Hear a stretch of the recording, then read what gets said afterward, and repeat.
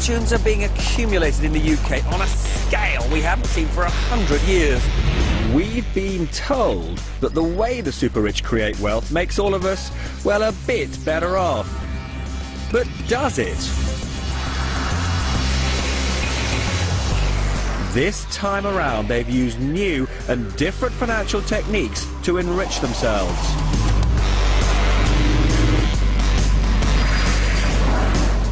And right now, they're the big winners, and we seem to be the losers. I'm going to tell you how the new super-rich are making their fortunes and why we're picking up the bill in a global greed game.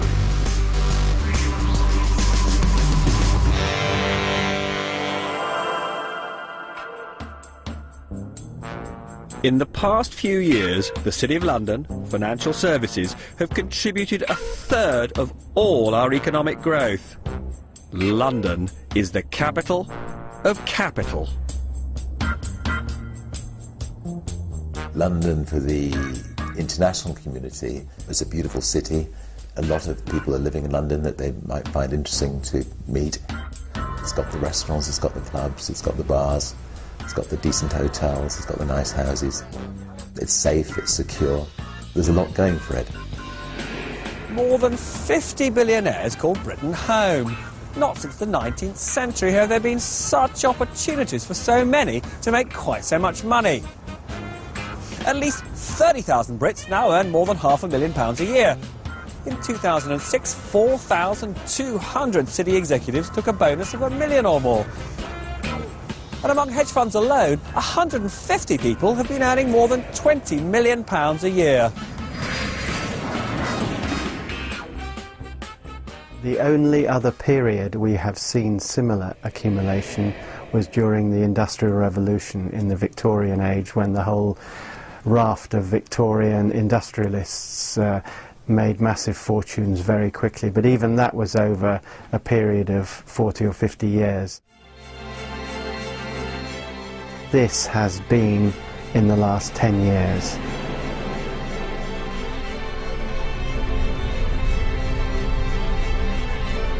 When you're coming here with several £billion, you travel around in armoured limos guarded by people who look after you. The idea of the congestion charge is wonderful to you because it clears the roads of the riffraff. You can get out to a private airfield quickly to get on your jet to go and see far-flung operations as part of your empire. And they've created ghettos of fabulously expensive property. This house in North London recently sold for £50 million. The new owner will be spending probably another up to £30 million creating what will probably be the most desirable house in the world. And just outside London is this brand new 26-bedroom mansion. It's on the market now for over £70 million, but it's the running costs of over £1 million a year that means only proper billionaires need bother to view it. Even so, the developer, Leslie Allen Verco, tried his best with me. So this is a private swimming pool, is it simply for the owner of the house? Unless, of course, the owner of the house wants to allow people to use it. The ensuite swimming pool. Why would you want 5 pools? Because you've got 5 pools, haven't you, in this house? What family needs 5 pools? You genuinely need to like swimming. This bathroom area is about 800 square feet. Putting it into perspective, is about the size of the average 2-bedroom flat in London. That's just for your towels, that room, is it? I feel rather disappointed I haven't got one of those. It's the size of a decent-sized kitchen for many people. Jewel-encrusted gold taps. That's very good, very nice. Definitely going to have one of these in my home.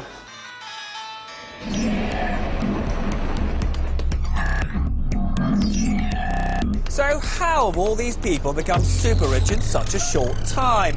Unlike the past, it's not been about finding new resources or exploiting new technology. The answer lies in how they've conjured with money itself.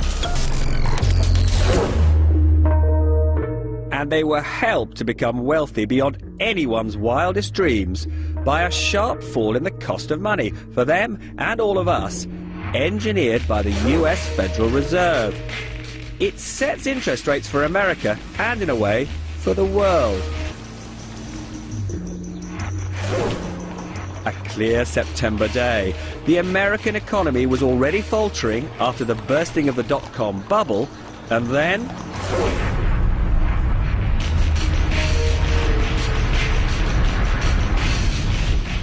the world's most powerful central banker, Alan Greenspan, feared the terrorist outrage would further undermine the confidence of businesses and consumers, so he kept interest rates unusually low.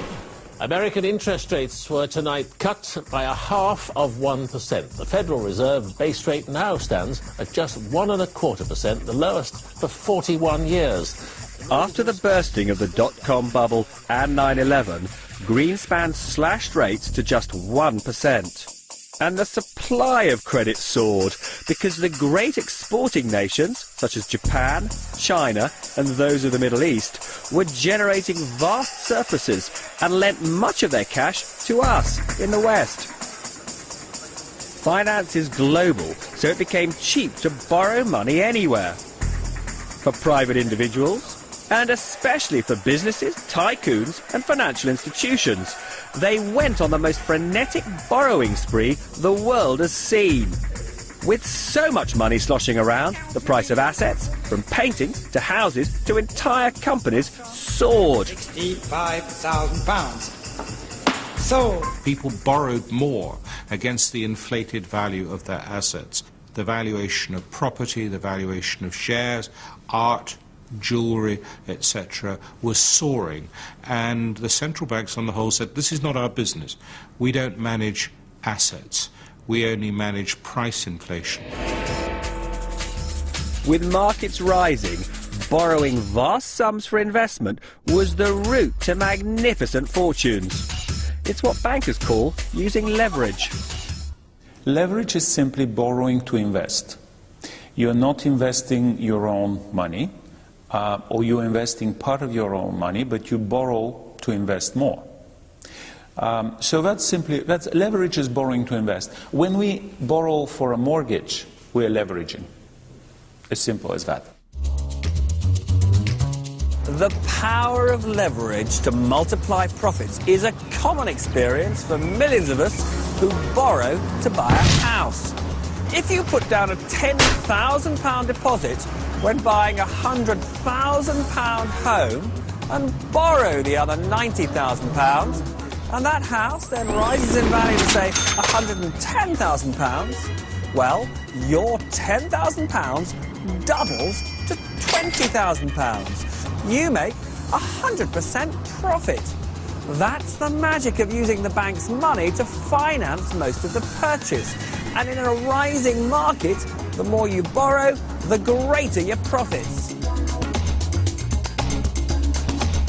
The level of debt that became available for deals became very, very high. And what was really uncomfortable was that not only was it a high level of debt, but every passing month you could get more and more debt. With debt so cheap, deal makers were borrowing mind-boggling amounts to invest in financial markets, in property and in commodities, or to buy entire companies. Banks were willing to lend on multiples that they'd never known before. The past 5-6 years have been unprecedented in terms of cheap debt, quite frankly. And have we benefited from that? Absolutely. You know, I would rather be lucky than clever every time. So we'll take every bit of luck that's going our way.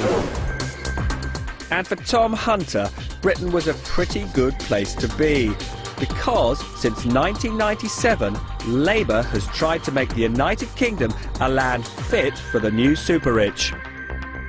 Well, I think, first of all, you've got to thank your lucky stars if you are an economy which has the vibrant and successful industries to a disproportionate degree, because that is generating wealth that you can do something with.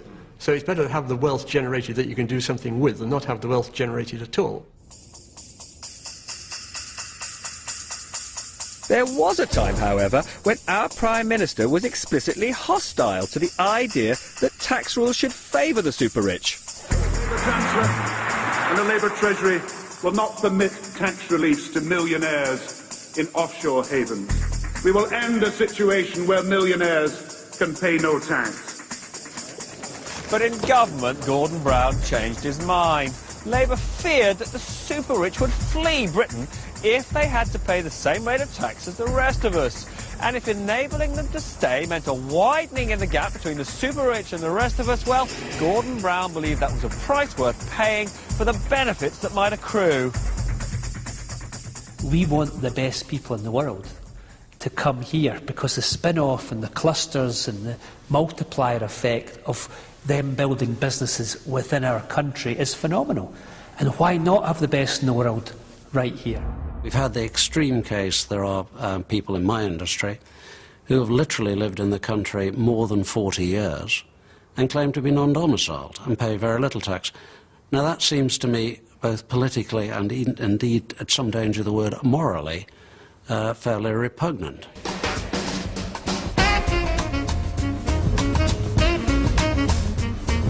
Even some of the super-rich began to question whether it's fair that they should be taxed at lower rates than their servants. There's lots of things about my industry I don't like, quite frankly. But I think that, broadly speaking, and I'm speaking personally now, not for my industry, the concept that hedge fund managers pay a lower tax rate on earned income than, maids that clean their office, I think is just palpably absurd. By the start of the 21st century, these two factors, the power of leverage and low taxes for enterprise, gave birth to a new set of business superpowers. Among them are the private equity firms who borrow huge sums of money to buy whole companies. Private equity has demonstrated that if you go into situations in the company sector with clarity of purpose, strong drive, determination, a readiness to pay people incentives to do the difficult things, you can make big returns. And again, you make big returns, particularly when there's lots of cheap money around the place. And the fact that their success was over-amplified and magnified by the macroeconomic environment they were operating in, which made them very lucky and I suspect makes some of the rest of us rather jealous. Some of Britain's best-known businesses have been taken over and sold on by private equity for billions in profits. They include the AA, Saga, Homebase and Travelodge. The technique used by private equity of buying companies with borrowed money is also employed by Philip Green. He owns much of the British High Street. I think we probably own about 12. Dorothy Perkins, Topshop, Burton, Wallace, Topman, BHS. That's a nice piece of real estate, isn't it? We actually own that. It's probably worth in excess of 200 million. Sir Philip and his family pocketed a £1.2 billion dividend in 2005, the equivalent of the pay of 54,000 British workers on average earnings. And there was no tax to pay on it here because it was received by his tax exile wife, Lady Green. We'd had an extraordinary period of economic growth and confidence. This is the critical factor, sentiment. Confidence was very high. The masters of the universe seemed to be getting it right. They had been producing extraordinarily high profits, great returns from their private equity funds. It hasn't just been private equity making billions out of borrowed money. Hedge funds have become the largest dealers in shares and securities across the globe. They make their money by betting on price variations, however small, between what they can buy and how much they can sell for. And they too use borrowed money and leverage to generate spectacular profits. Private equity will take control of a company. Hedge funds will trade a company. It's a very different, they'll trade the shares of a company. So it is a very different beast. And how much do you have under management in total? We've got about $10 billion. Hedge funds are enormously powerful now in the financial system. There's a lot of them. They manage a great deal of money. They're not regulated by and large. They're usually in offshore jurisdictions where they are not regulated. I would say that the top 3 trading institutions in the US Treasury market, which is the largest securities market in the world, are in fact hedge funds. They're not banks. The only serious risk for a hedge fund is that if it consistently loses money, the backers will take their funds back. You can lose money. You're allowed to make a mistake once, but if it's a bad one, you're gone. I mean, it's a very fragile. I mean, there is high return in that industry, yes, but you could also very quickly lose the appetite for risk that clients have in you or the interest of clients. So no, it's very severe. Nothing is taken for granted because you are the ultimate risk taker. And you here manage how much money now? Now we have around $4.2 billion.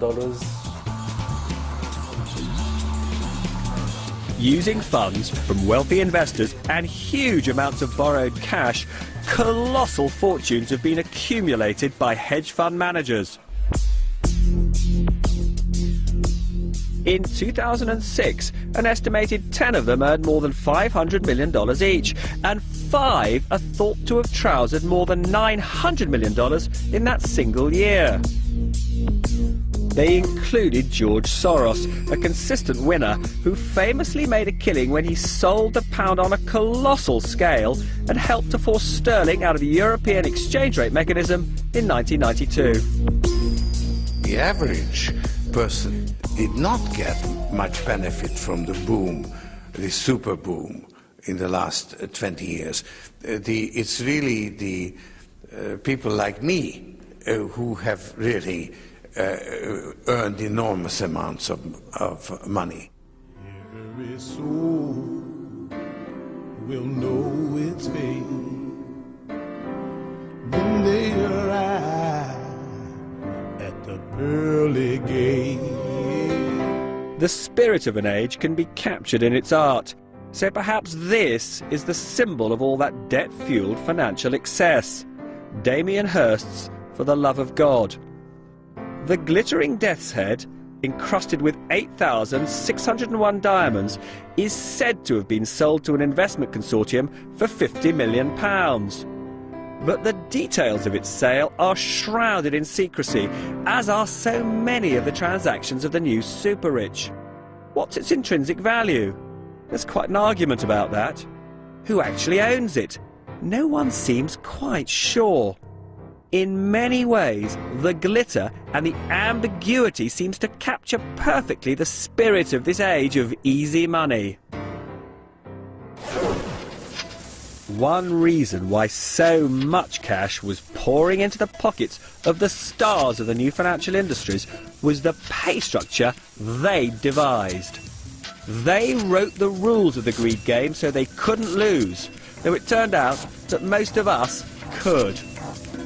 The money-making skills of private equity and hedge fund stars were considered so rare and precious that they were able to charge their backers astonishing fees. These new breed of fund managers were performing extremely well for their clients. So if you gave them £1 billion, and if they turned it into £2 billion, that's £1 billion profit, they'd take 20% of that as a success fee. The tradition had been to take 0.5% a year of the backer's money for managing it. But private equity and hedge funds charge much more. A basic fee of 2% a year on all funds under management, plus 20% of all profits. This was jackpot capitalism. So long as that remuneration structure persists, so it's an asymmetric bet, it's a one-way bet. If he makes a great deal of money, then he gets his 20% plus of it, and if he loses money, well, it wasn't his. And I think once you've got that, and that leads to earnings, in some cases, of literally hundreds of millions of dollars in the hands of individuals, they're unlikely to change. If you'd got a deal that you did for $1 billion, sold for $1.5 billion, made $500 million, you'd get a 20% carried interest on that, $100 million. you'd probably have taken 30 or 40 million out of it in fees. The reason private equity charges what are considered to be high levels of fees is there are relatively few people in the private equity world and there are relatively few new entrants into that world. It's quite a rare combination of skills, and the results, the financial results that the industry is able to deliver to its investors means that the investors are continuing to pay those fees. Not only were the rewards massive, but the bet was one way. Using borrowed money meant taking 20% of the gains, but leaving all the losses for the original investor. And what began to motivate many wasn't pretty. Do you think greed got the better of some people in that period? Well, I don't know that it was greed. I think it might have been enthusiasm. I think in every cycle, it always works the same. People who are doing something keep doing more and more of it. They lose a little of their grounding in terms of the amount of risk that they're taking. Because the rewards on offer from hedge funds and private equity firms were so huge, the big banks saw much of their talent defect to them. So the banks too had to offer their more financially creative employees the opportunity to pocket around 20% of the gains. Individual bankers now had the opportunity to play the greed game with their organisation's money. It's particularly awe-inspiring when you get back to this central point that the main things which have driven people's ability to earn that remuneration, not every single case, but the majority of cases have been two things: a bull market and access to the bank's capital. It's not their own money they're risking. What's the sort of minimum, do you think, in the last 2 or 3 years that a fairly mediocre, middle-ranking trader or investment banker at one of the bigger houses would have expected to take home? You're probably talking about $1 million bonus in those circumstances. And how high does it go? There isn't any limit. And as the greed game intensified, other professionals joined in. They were eager to facilitate the deals which would reward them, rather than ask awkward questions about all that debt that was being heaped on the system. Everybody else joined in. The investment banks who are selling companies, the accountants who are increasingly doing less and less work to make deals happen quicker and easier, the lawyers who are finding their ways through difficulties by pretending they weren't there. Everybody contributed. It was a big bubble. And people made a lot of money out of doing as many deals and as big a deal as quickly as they could. If you were a Wall Street investment banker making $3 million a year, you were on top of the world. You were the master of the universe. Suddenly, that banker making $3 million is looking at the hedge fund guy who he used to work with making $3 billion or maybe $1 billion a year. So it's created this big class warfare and envy between what I call the haves and the have-mores. Many of the have-mores feel a visceral desire to prove their superiority over the mere haves. So there's quite an industry catering to their needs for those little extras. Meet Charlie, who provides what they want, however eccentric. Do people typically use you for stuff they want for themselves or as a present? Oh, it varies. One of the members, for his little son, asked for one of the Premiership footballers to play with his son in his back garden, which... You were able to arrange that? We were able to arrange that. A specific Premiership footballer? Yes. And you were able to arrange that? We were able to arrange that. It was beautiful. Are you looking more for brown or black? There's no price on it, which is plainly the sign of a good bag. What are you thinking? That's £8,500. I would have thought on my BBC salary that's more than affordable. We now have requests of submarines. No, really? Yeah, so they have their own submarines made. You can speak to someone and create your own submarine, which is definitely unique and different. Yeah, unique and different. I think I'd probably find myself feeling a bit claustrophobic. Definitely. Couldn't sunbathe, could you? One of our members called last week asking for a jet fighter for her garden. Well, she wanted a jet fighter just in her garden? In her garden. As an ornament? Yes, that's all she wanted. Why? I don't know why. We don't ask. We just say, of course, madam.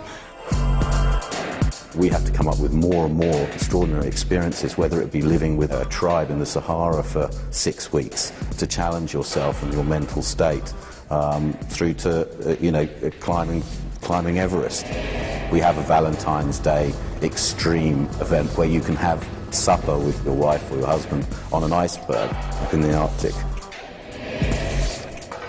To walk onto boats that are, and boats probably isn't a great description of them, vessels, that are larger than most homes that I've been into, that are 200 feet long, that can only go into limited ports because only so many ports can handle them.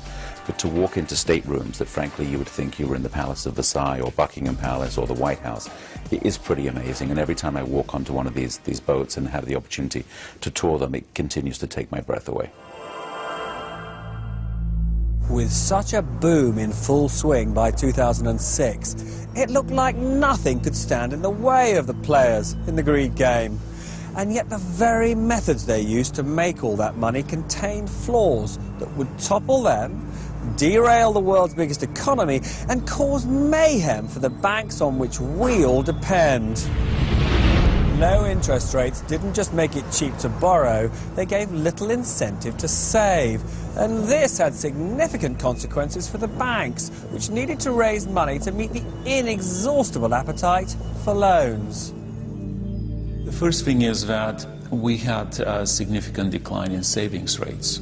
So the deposits fell. The banks could not necessarily provide all the funding for the products they got demand for simply from deposits. So they had to look for other forms of funding.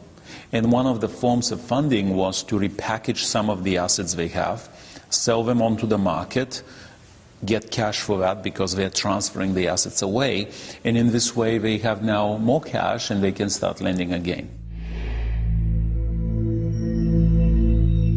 So in America, Wall Street banks started by selling good quality loans to raise money and then looked at what else could be sold.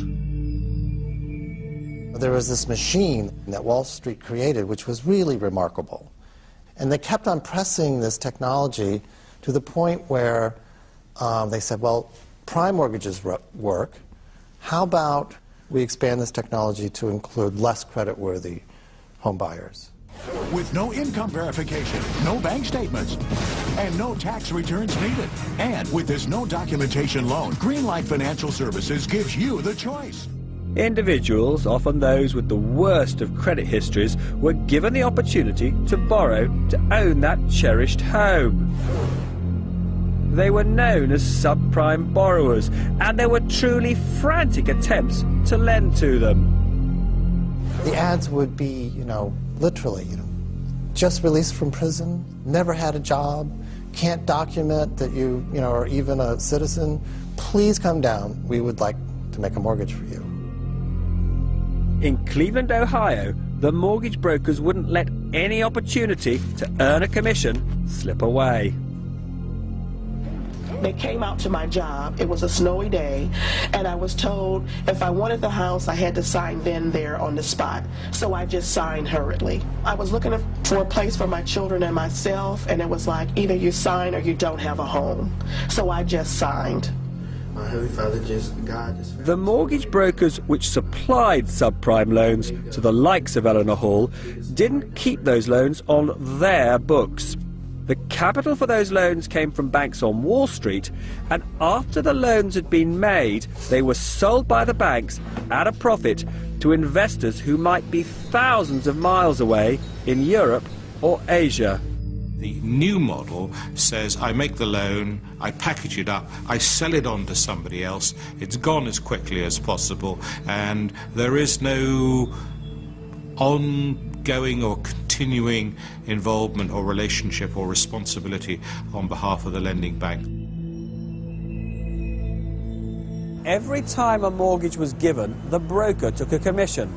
Every time those mortgage loans were sold on by the banks that extended the credit, the banks booked a profit.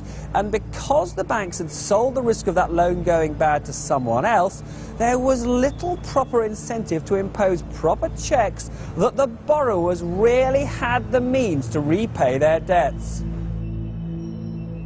In subprime, you go from 4 times income to 8 times income. You go from checking the incomes to not checking the income, from doing proper valuations to using Google Earth and postcodes to value houses, which was done. So everything was driven far too far. Do you own a house? Are you looking for lower mortgage payments? Yeah, who can help me with that? Cal can. There was a torrent of cash for subprime loans thanks to a banking breakthrough called structured finance, which turned risky loans into supposedly safe investments. This is how it works. Here are 3 risky subprime borrowers. And over here are 3 investors who buy investments created from their mortgages. One investor loves risk, one likes a bit of risk, and another hates taking risks and wouldn't normally lend to a subprime borrower. Now here's the great innovation known as structured finance, which persuades the low-risk investor who controls billions to lend to our subprime borrowers. I'm a clever banker, well, let's pretend, and I'll mix these 3 mortgage loans together and create 3 new investment opportunities. To Mr. No Risk, the pension fund manager, I promise that he'll get first dibs on whatever cash is received from these 3 borrowers. And because he's getting first dibs on the cash, he thinks the money he's investing or lending is as safe as can be. To Mr. Medium Risk, the investment banker, I promise that he'll get the second bite. And the lover of risk who runs a hedge fund, she'll get whatever's left over. In the unlikely event all my borrowers pay on time, the 3 investors all do very nicely. If one borrower gets into difficulties, well, we sort of assumed that would happen, and my investors are still pretty happy. But if none of them pay, then they're all facing losses and are pretty upset, especially Mr. No Risk.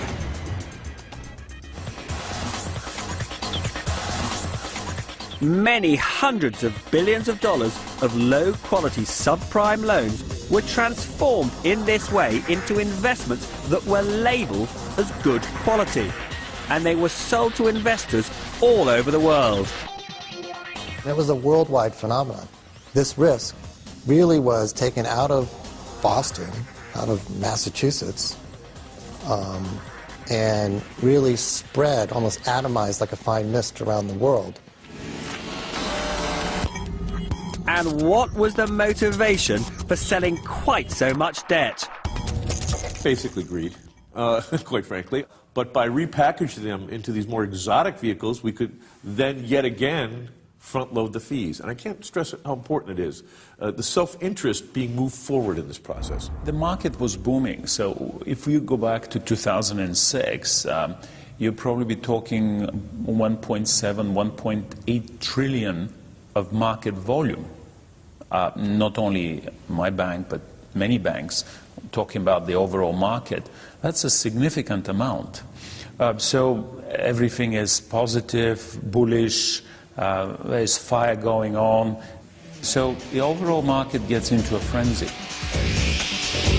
Most of the world's big banks, from Citigroup and Merrill Lynch in the US to our own Royal Bank of Scotland and Barclays, were stampeding to make profits by turning risky subprime loans into supposedly high-quality investments.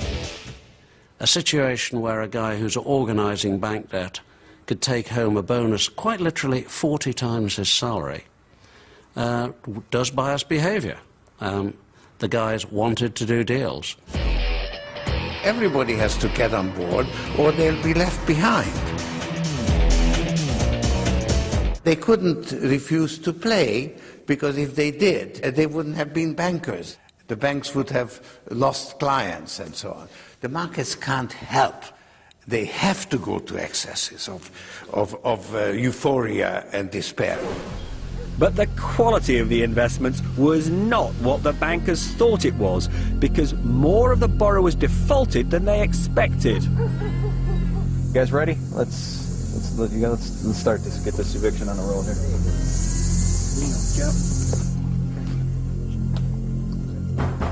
Sheriff's office.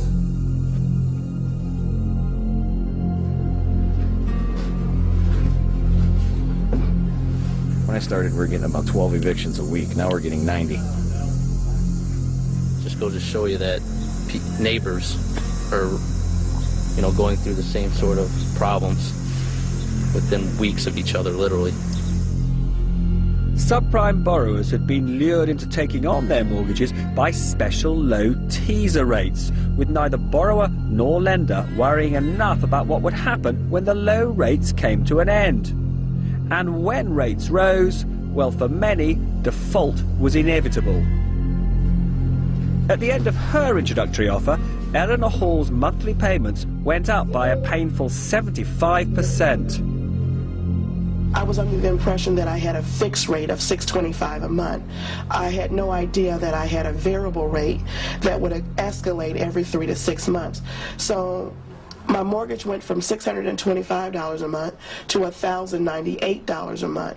You could borrow 100% of the debt without any questions asked, and with a teaser rate that really got you sucked in. The very word teaser rate gives the game away. The essence of good banking for millennia, that the lender is supposed to check whether the borrower can actually repay, had been lost. When I grew up and I looked at banking and was in banking indeed, what used to happen was you went to see a bank manager to borrow money and he lent you the money and made sure that you paid it back, or tried to make sure that you paid it back. As soon as you divorce those two things, you're in trouble. In the stampede to do deals, banking common sense had been abandoned. But for years the danger was ignored, because all those dodgy loans had been converted into investments that had a AAA rating, which in the past had always meant that they were ultra safe. When something is rated in the financial community AAA, the assumption of everyone is that it just can't go wrong. In all of my years in finance, which is now getting pretty close to 40 years, I've never seen a AAA default. AAAs don't default. AAAs are like Exxon and Royal Dutch Shell. There are very few AAAs, and they do not default. But just how impartial were the agencies that awarded these AAA ratings? After all, they were paid by the banks which wanted to sell the investments as AAA. None of us would hide the fact that we are paid by the issuers of the bonds, and that does create a potential conflict of interest. What we would point out, though, is that we have a number of ways of managing that conflict to ensure the integrity of the work that we do. But when giving the AAA rating, the agencies didn't actually go back to the subprime borrowers and check that they'd be able to repay their loans. We do not do underlying due diligence. We do rely on information that's given to us. The investor community was aware of that, or should have been aware of that, because it was public fact. Eventually, the simplest and oldest financial logic would reassert itself. The thing people forget about borrowing money is you've got to pay it back. That's a golden rule that I learned at my father's apron. And someday the bank's going to come and say, can I have my money back? And then you say, oh, well, it's in this house, which isn't quite valued what I paid for it, and therefore I need to sell it, and therefore, it all unhinges. The bankers and rating agencies had been too clever for their own good. They based their AAA ratings on historical data. They looked at how many subprime loans had gone bad when the market was tiny and used that information to calculate how many would default as the market grew and grew and grew. It turned out to be a catastrophic error. The red light was November 06, a bit more than a year ago, when what you call the first pay default, a very important figure, i.e. people who have borrowed and at their first payment, 6 months after borrowing, are not paying the first interest. That's pretty significant. First pay default historically was 1.5%, 1 to 2%. In a matter of a month, that figure jumped to 5–6%. That was a clear sign when you have people not paying that you should be worried. Default rates were bound to rise as subprime loans shot up from being 1 in every 13 US mortgages in 2001 to 1 in every 4 by 2006.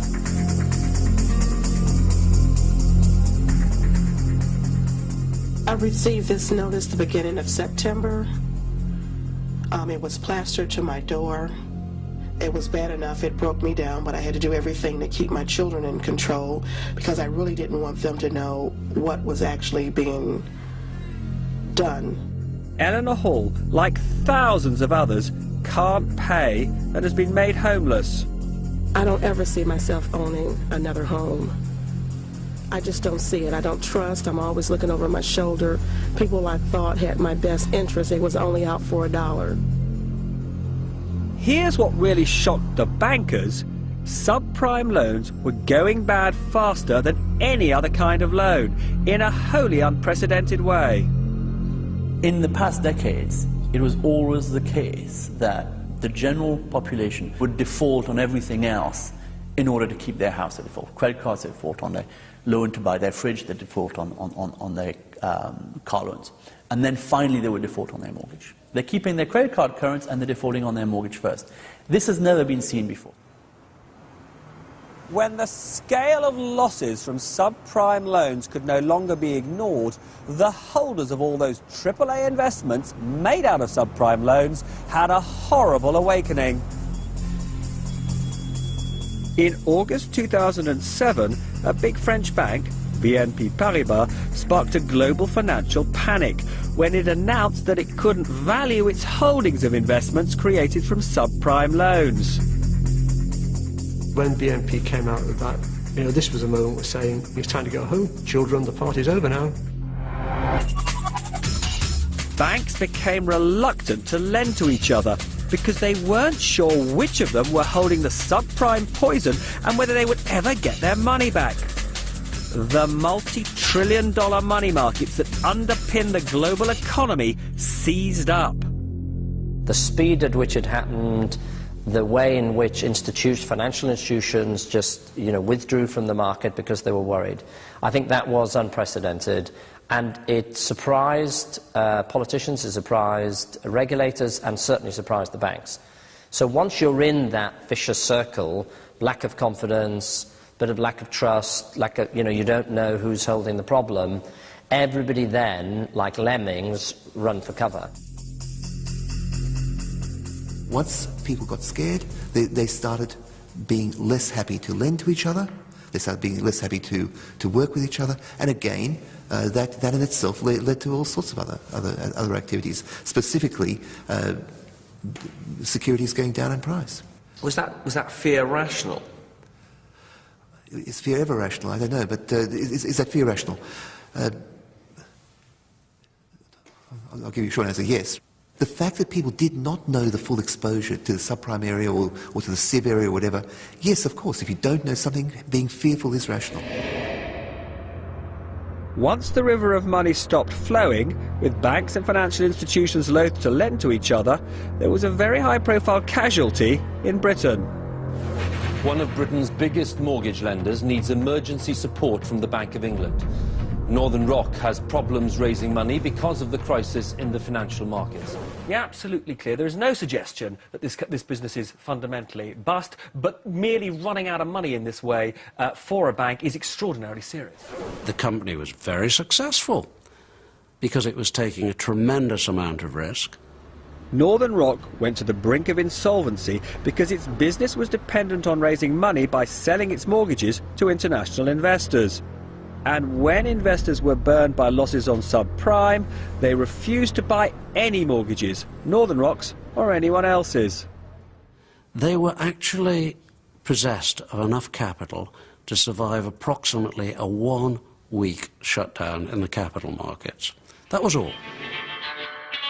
Banks across the world, in Germany, France, Switzerland and the US, have lost tens of billions of dollars and have had to be bailed out by governments or by investors with deep pockets. The Swiss bank UBS says it suffered much bigger losses than anticipated because of its exposure to the subprime mortgage market in the United States. And today, Barclays said it had written off £1.6 billion of risky investments related to US mortgages. The global credit crisis has deepened, with America's fifth largest investment bank asking for emergency funding. Bear Stearns, which has been hit by the US housing market slump, has been bailed out by another bank and the Federal Reserve.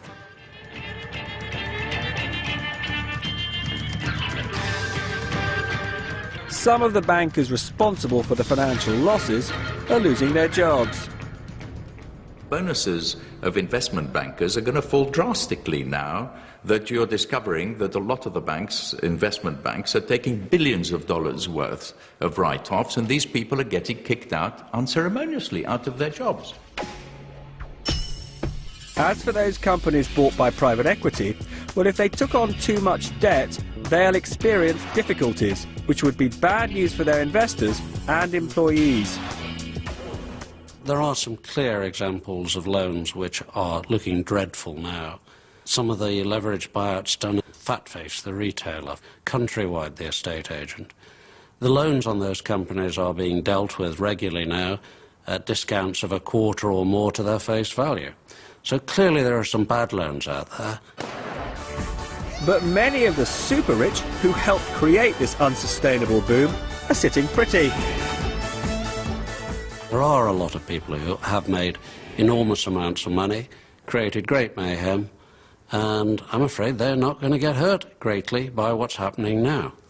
There is, I understand at the moment, for example, quite a shortage of high-end hotel rooms in the Caribbean, Mauritius and similar places, because these people have got nothing to do at the moment and lots of money. Having trousered so much, the super rich apparently have a problem many of us would love. Very top-end people are very liquid, have made a lot of money in the last 10 years. In fact, probably find it quite difficult to spend the money they've earned. And that's why companies like us, I think, are very successful, because we help them spend their money.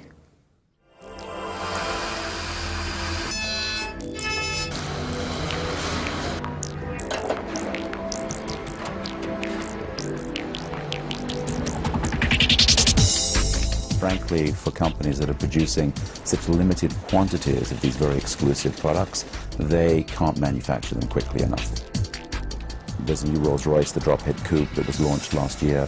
If you were to walk into your Rolls-Royce dealer today, if you were lucky, you would maybe get one in 2 years. They continue to indulge in their passions, and I don't see that changing anytime soon. And demand for the most expensive motoring experience on Earth doesn't seem to have evaporated.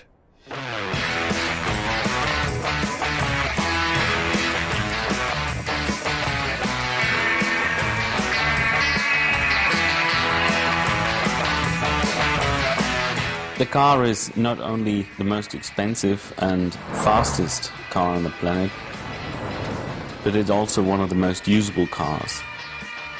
The customer who pays 1.1 million euros plus tax gets a car which is really second to none.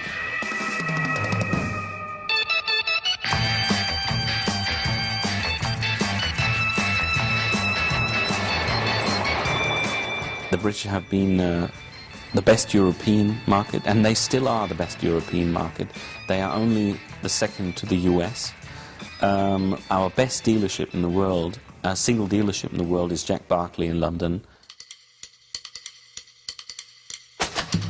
So for the super luxe industry, price cutting isn't on the agenda.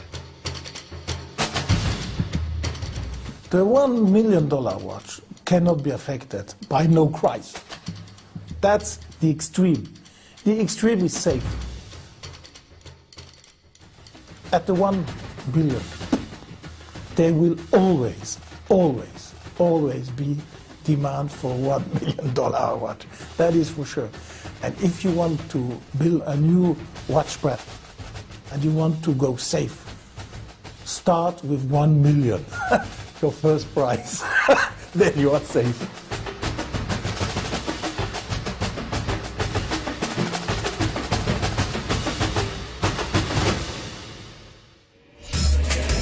The reason the super-rich can feel safe is that the gambles they've taken with other people's money have been so huge that the authorities have to bail them out, or else the damage to the rest of us could be crippling. These people who operate in the financial markets, they're smart. They know that they are too big to fail. They know that the authorities will ride to their rescue. And so everywhere along the line, there are one-way bets. And this means that you are incentivized to take big risks. You're greedy. The bigger the risk you take, the bigger the profit for yourself. And if things go badly, oops, not our problem, your problem. You pick up the mess. It's a mess they've landed all of us in. The losses incurred by banks, hedge funds, insurers and other financial businesses, which could reach $3 trillion, have reduced their willingness to lend to any of us and badly damaged the global financial system. It's as though the mechanism for injecting fuel into the economy has broken down. And when that happens, we all suffer. I think it's a mistake for people to think these events don't apply to them. That they don't own any subprime mortgages or collateralised debt obligations or even equities, so what does it matter to them? It affects us all. And the credit creation process is at the heart of everything in our economy, and without that you cannot get normal functioning. And I think the damage that's been done to that is large and it's persistent. So when you talk about the average home owner and worker in its impact on them, they probably will find that their mortgage costs more, whatever the absolute level of interest rates. If they're unlucky, they may find that their job's affected by this as well. I think there are some very severe real-world effects on people's ability to borrow. Our banks have less money to lend to us, and they're charging more for what they will lend. That's leading to falls in house and property prices, which makes us feel poorer. And it risks creating a vicious downward spiral as we spend less and the economy slows down. Just to translate that into what it means for ordinary people, if people are borrowing less, saving more, that'll translate into slow growth. Does it translate into a serious recession in your view? I don't expect a worldwide recession. I do expect a recession in the United States, the severity of which cannot be predicted. As a result of recent budget changes, the British tax system may no longer be quite so favourable to the new super-rich as it was. But what about the widening income and wealth gap between the super-rich and the rest of us? It's more the way that wealth's accumulated. If wealth's accumulated out of people growing companies successfully, that's it's generally good. It's hard to come up with a real negative on that. If, on the other hand, it's some guy who's made all of his money out of making 2 or 3 huge financial bets, then the social implications are much wider, because those bets will go wrong as well as right, and when they go wrong, there will be a lot of victims other than the guy. So there's a social and political issue there. So the guy who's made $100 million out of being the promoter of over-leveraged structures, that's a political issue. He's caused a lot of damage and he's got very rich.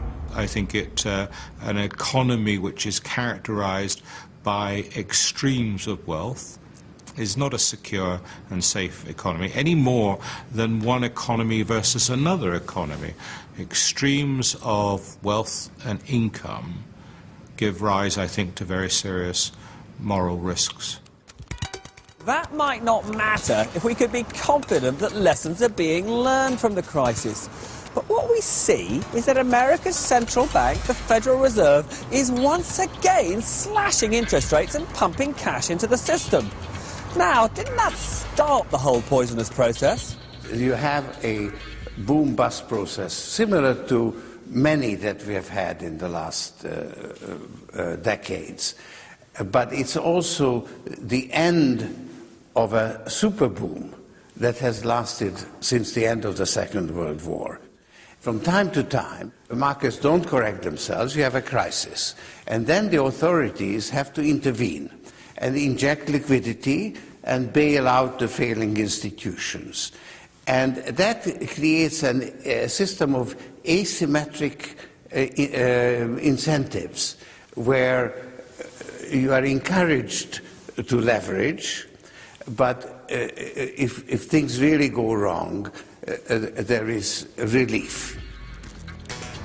If those in charge of the system can't be relied upon to change their ways, what chance that those who play the greed game might actually mend theirs? They've been incentivised to take dangerous risks with other people's money in the hunt for big profits and vast rewards. Have those incentives been eliminated? No, not really. I think that if you set up a basic remuneration structure where people get paid 20% of the gains from playing with other people's money, I'm not quite sure what possible event could occur to make them learn anything from it. You really just need to change the structure. That's the only thing that will get their attention. And who's going to change that structure? There's only really one group of people who ever can change any structure like that, and I think that's the owners. This is a matter of so long as people are willing to be shareholders in banks where traders are allowed to play with the bank's capital and walk off with 20 or 30% of the gains on it and none of the losses, and where people are willing to invest in private equity and hedge funds and allow the same thing to occur, it will occur. If you're a hedge fund or a private equity firm, there are fantastic opportunities to profit from the turmoil. A number of hedge funds have already made billions from betting that all those subprime investments were overvalued. And some have done very nicely from speculating that the share prices of our leading banks would tumble. As for private equity, well, a recession would be just the most glorious time to buy businesses at knockdown prices. Is this actually a period of tremendous opportunity for a firm like you? Yes, it's going to be a great opportunity. The real golden age comes when you have a mess. You have economies that are on their back, capital inadequate, and when you start buying businesses at that part in the cycle, you inevitably do extremely well unless you're too early. Right now it's a little bit too early, but as you wait and this develops, it'll be a great time to be buying businesses. So there are still plenty of opportunities for the new super-rich to increase their fortunes, even though the global financial system is in intensive care and our prosperity is threatened. With the greed game still being played, if we're not going to end up the losers again, the rules will need to be rewritten.